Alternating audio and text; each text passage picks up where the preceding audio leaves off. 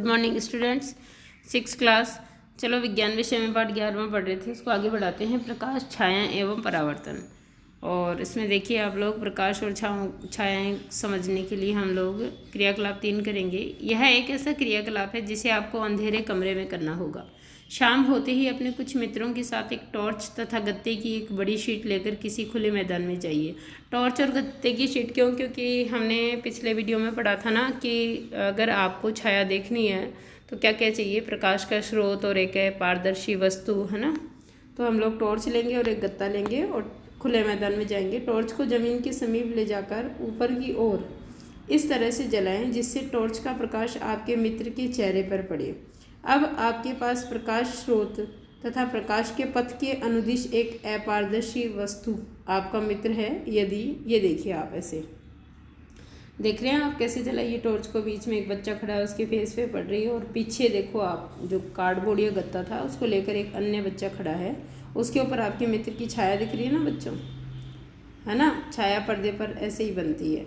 आपके मित्र के पीछे पेड़, इमारत अथवा कोई अन्य वस्तु न हो तो क्या तब भी आपको अपने मित्र के सिर की छाया दिखाई देगी? इसका अर्थ यह नहीं है कि वहाँ छाया नहीं है। वास्तव में टॉर्च का प्रकाश आपके मित्र के सिर से पार नहीं होता है क्योंकि अपारदर्शी है। अब किसी अन्य मित्र से कहें कि गत्ते की शीट को आपके मित्र के पीछे पकड़े। क्या अब छाया शीट पर बनती है? बिल्कुल बन रही है, देख रहे हो ना, परछाई बन रही है चित्र 11.3 में। ये देखिए आप, इस तरह से आपके हाथों की परछाइयाँ दिख रही है आपको, जैसे भी आपने हाथ की मुद्राएं बनाई है वैसे ही। और पर्दे पे भी दिख रही है, देख रहे हो ना आप, पीछे दीवार है उस पर भी दिख रही है। आपके हाथों में छिपी जंतुओं की छायाएँ बना रहे हैं बच्चे, देखो ये। इस प्रकार छाया केवल पर्दे पर ही दिखाई दे सकती है। जमीन, कमरे की दीवार, इमारतें अथवा इस प्रकार की अन्य सतहें, है ना, कहाँ दिखाई देती है छाया? केवल पर्दे पर ही दिखाई दे सकती है। जमीन, कमरे की दीवार, इमारतें अथवा इस प्रकार की अन्य सतह आपके दैनिक जीवन में दिखाई देने वाली अनेक छायाओं के लिए पर्दे की तरह कार्य करती है। अब मान लीजिए सफ़ेद दीवार है या कोई हल्के कलर की दीवार है तो वो भी पर्दे का काम करेगी। ज़मीन भी पर्दे का काम कर रही है यहाँ पर। तो यहाँ पर इसीलिए आपकी छाया जो है वो दिखाई देती है। छायाओं में हमें वस्तुओं की आकृतियों के बारे में कुछ जानकारी, छायाओं से हमें वस्तुओं की आकृतियों के बारे में कुछ जानकारी प्राप्त होती है। कभी कभी तो छाया हम सभी को वस्तु की आकृति के बारे में भ्रमित भी कर सकती है। चित्र 11.4 में कुछ छायाएं दिखाई गई है जिन्हें हम अपने हाथों से बनाकर विविध जानवरों की छाया होने का भ्रम उत्पन्न कर सकते हैं। है ना ये मज़ेदार? है ना ये मज़ेदार बात? देखो आप, है ना, भ्रम हो जाता है ना किस तरह से। कभी हमको हिरन दिख रहा है, कभी कौवा दिख रहा है ना, इस तरह से। देखिए आप, अब क्रियाकलाप 4 करेंगे बच्चों। स्कूल के मैदान में धूप में एक कुर्सी रखिए। क्या करना है आपको? स्कूल का जो ग्राउंड होता है ना, उसमें धूप में एक कुर्सी रखिए। आप कुर्सी की छाया से क्या अवलोकन करते हैं? क्या छाया से कुर्सी की सही आकृति का ज्ञान होता है? यदि आप कुर्सी को थोड़ा सा घुमा दें तो आप कुर्सी की छाया की आकृति में किस प्रकार का परिवर्तन देखेंगे, कैसे बदल जाती है वो। एक पतली नोटबुक लेकर उसकी छाया को देखिए। इसके पश्चात एक आयताकार डिब्बा लीजिए और उसकी छाया देखिए। क्या दोनों छायाएं समान आकृति की प्रतीत होती है? यानी अलग अलग चीज़ें लेकर के आपको उनकी छाया देखनी है कि छाया जो है वो किस प्रकार की बनती है। वस्तुओं की एक जैसी लगती है या अलग अलग है।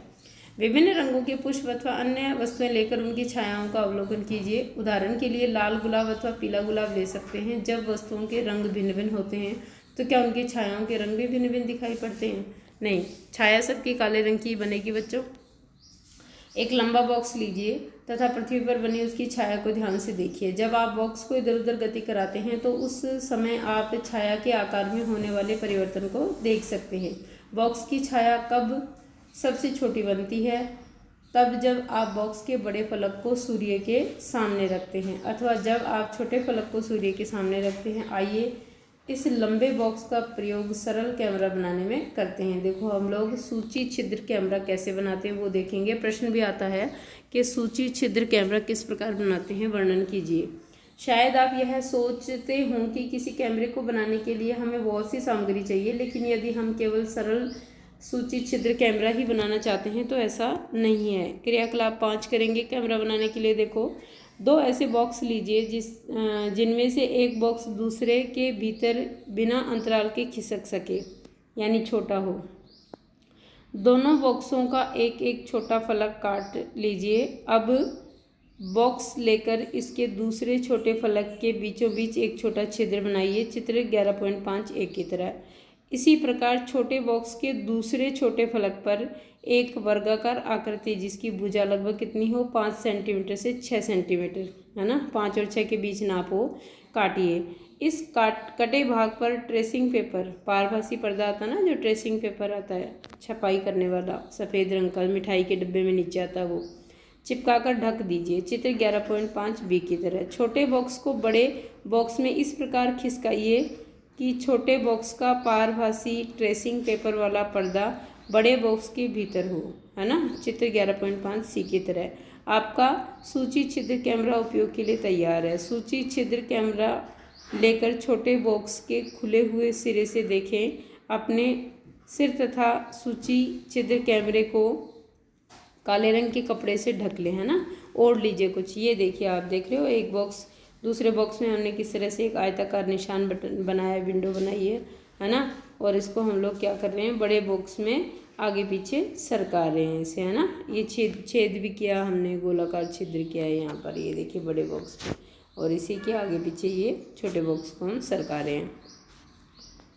तो जब हम इस कैमरे से देखेंगे, सूची छिद्र कैमरे से, तो हम लोग काले रंग का एक कपड़ा ओढ़ लेंगे अपने सिर पे, और कैमरे की उस पर कैमरा जहाँ से आँख के आगे लगाते हैं ना, ओढ़ लेंगे, वहाँ से तो ढक जाएगा वो। अब सूची छिद्र कैमरे से दूर की वस्तु जैसे पेड़ अथवा इमारतों को देखने का प्रयत्न करें। सुनिश्चित करें कि जिस वस्तु को आप सूची छिद्र कैमरे से देखना चाहते हैं वह सूर्य की तेज़ धूप में रखी हो। अब छोटे बॉक्स को सूची छिद्र बने बड़े बॉक्स में आगे पीछे तब तक खिसकाएं जब तक दूसरे छोर पर लगे हुए ट्रेसिंग पेपर पर तस्वीर न मिले, है ना। क्या सूची छिद्र कैमरे के प्रतिबिंब अपनी छायाओं से भिन्न हैं, अलग दिखते हैं क्या छाया से? सूची छिद्र कैमरे से सूर्य के तीव्र प्रकाश में सड़क पर गतिमान वाहनों या व्यक्तियों को देखें। क्या कैमरे के द्वारा देखे गए चित्र दूसरी ओर की वस्तुओं के रंगों को दर्शाते हैं? क्या प्रतिबिंब सीधे हैं अथवा उल्टे हैं? आश्चर्य आश्चर्य, देखो कैसा आश्चर्य। आइए अब अपने सूची छिद्र कैमरे से सूर्य का प्रतिबिंब बनाएं। इसके लिए हमें थोड़ी सी भिन्न व्यवस्था चाहिए। हमें गत्ते की एक बड़ी शीट चाहिए जिसके मध्य में छोटा सा सूची छिद्र हो। गत्ते की शीट को सूर्य की तरफ इस तरह पकड़ें कि उसकी छाया साफ क्षेत्र में बने, है ना, मतलब बिल्कुल स्पष्ट दिखाई दे, ऐसी जगह हो।